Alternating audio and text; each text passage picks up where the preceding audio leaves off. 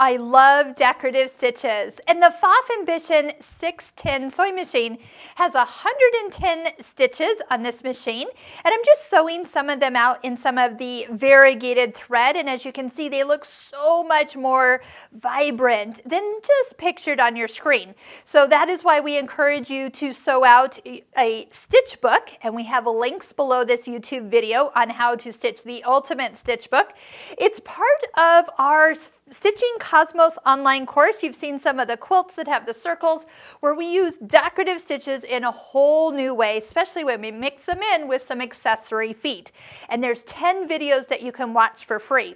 So some of the things that I'd like to point out is, number one, you can scroll through all your decorative stitches and stitch them out just by pushing the up arrow. You don't have to dial them in over here. So if I go 68, 69, stitch it, 70, so forth. So I'm going to actually start with stitch number 66.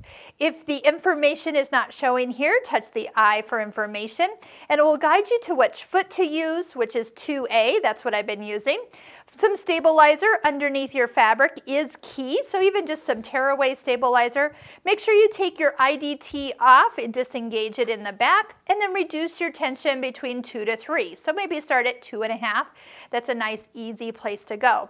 And a lot of times I just like to first stitch all the stitches with their default settings, knowing that these stitches will look different if they're adjusted with width and some of them with length. You can spread them out, shorten them up, and so forth. You can also use your start-stop button, which once you push it, then you don't have to hold your foot control down. Love that fact. And then usually I'm just using the width of my presser foot from the last stitch to sew the next stitch. But before I start to sew, touch your immediate tie-off button.